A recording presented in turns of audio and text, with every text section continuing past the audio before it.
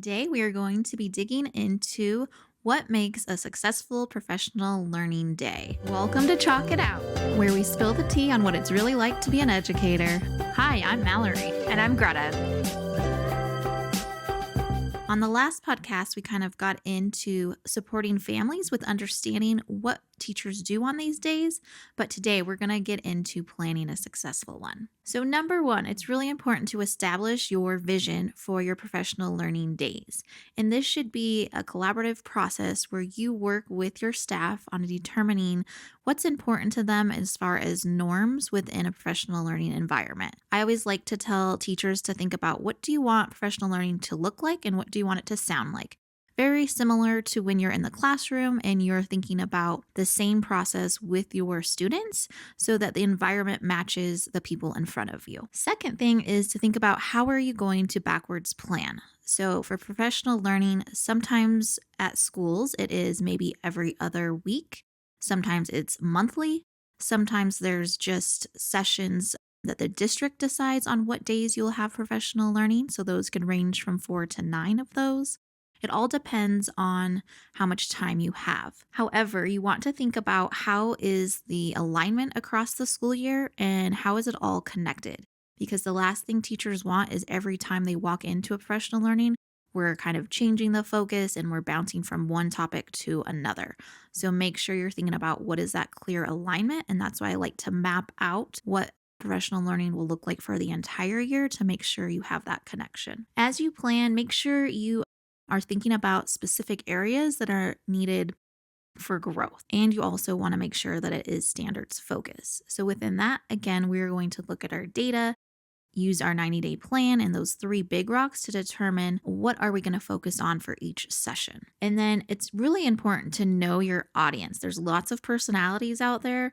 So make sure you're thinking about your audience again, who is sitting in front of you, because if you have maybe 2 negative people who they don't enjoy professional learning, they would rather be in their classroom, you may want to separate them, and then you would have to have some assigned tables for teachers and interventionists and whoever else joins your professional learning.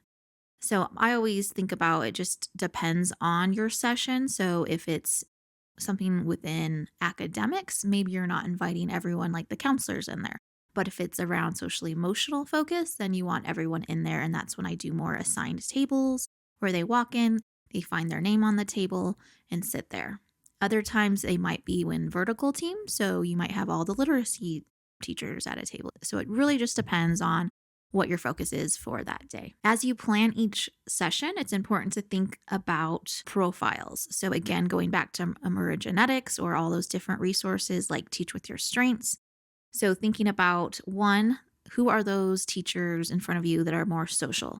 They need lots of opportunities to collaborate either with a partner or with their table. And so they just need that time to socialize. That's how they process their learning. Also, though, think about those individuals who prefer to work alone. It's really important that they also have think time, just like in your classroom where you're providing a few seconds for that student to think about something. Adults are the same way. Some learners need a few minutes to be able to read, think about things before they can share. Moving on to those who are more analytical like me, make sure you have the lens of data and that you have facts and why this is so important to our school and why are we choosing to look at these pinpoints and why are we looking at this instruction for the day to improve our practices. I also like to provide data over time. So you might start with baseline data of a writing sample and get the whole school to bring in their data to determine where are we at. And then you're going to collect data along the way so you can celebrate. And it also shows teachers that what we are learning in the session is making an impact on their students and scores hopefully are improving and students are showing progress. So again, using that data. It's also important for these type of learners to have goals at the end of sessions so they know exactly what to bring back and to celebrate those wins so that they feel like their hard work is paying off. For those individuals who are more structural, it's important to have agendas sent out ahead of time with slides, and all your resources should be linked into the agenda so that they have time to look at it prior to the professional learning day. They can process it, think about questions that they're already going to have, and they just a lot of structure. They need protocols throughout your professional learning where you are modeling with clear expectations and holding them accountable. So, for an example, think about a jigsaw where you might split everyone up into 6 groups. All 6 groups are reading a different article, then they're going to come together and share. So, that is really important to model what it looks like, have a clear checklist so that they can go through and check off as they go through that protocol. They also like to have a clear picture of the previous learning, what is happening that day, what's going to happen in the future. They like to see that, again, alignment across the sessions. Lastly, you have those who are more conceptual and they also crave creativity.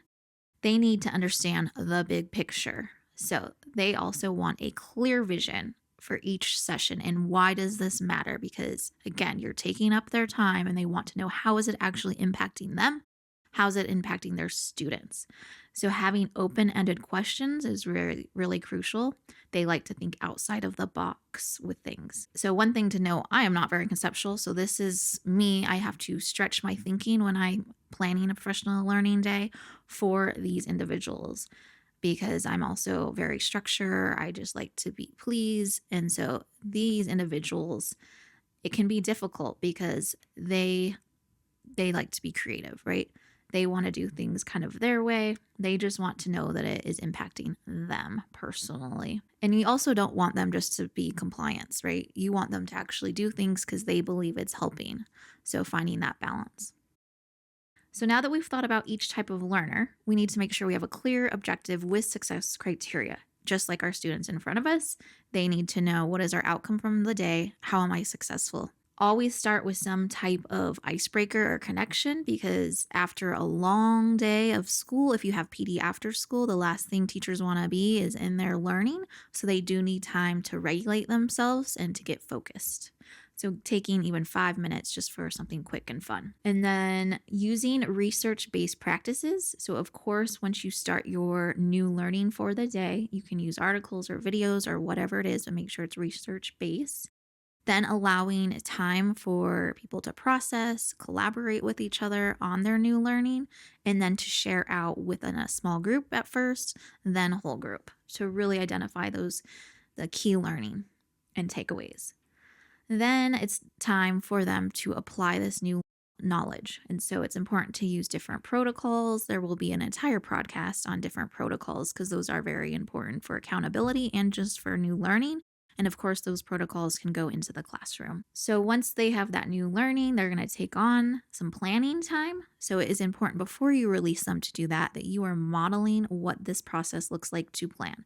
Hopefully, you have some type of way for them to either type into like a Google slideshow or something where they can either write down their information, maybe it's directly into their lesson plans, whatever it is, hold them accountable for actually doing the work, and then having them share out at the end using yet another protocol where they have to maybe give one, get one, or something like that, just to show that they did apply this new learning. And then also, it's just really nice to collaborate with others to see what did you apply? How did you do this new learning within your classroom and get some new ideas? So, giving them some time to actually plan. And then the last, 10, 15 minutes is when everyone will come back together and share. And then at the very end, it's really important, again, to do some kind of celebration and praise them for their engagement. I like to have snacks out at different tables, nice placemats, just so it feels warm and welcoming. Story of the day, I did notice when I was facilitating a PD one year, never had provided snacks, and this was for district PD days. Never provided snacks. So there was a time where I was like, I'm going to bring in, I had a bag like a popcorn, some chips, and then some candy. And what I noticed within my survey results is there was a lot more friendlier remarks and higher points. Was it a coincidence? I'm not sure, but I do know teachers love snacks. So always bring some snacks. And again, maybe tell a few jokes along the way. The last thing is always show teachers that you appreciate them and that their time, because again, they value their time. So anytime there is a meeting, you're always going to have at first like, oh no, another meeting. However, make it engaging. Make it something where they can actually take that learning and apply even one thing into their classroom and they feel success. And then also that accountability piece to make sure that everyone is working, making sure that there are clear goals set for the following session so they can bring in some student work and taking time to celebrate. Oh my gosh, look at how much growth we are seeing within that. So, those are my tips for a successful professional learning day. If you have any questions, please reach out. And thank you for watching.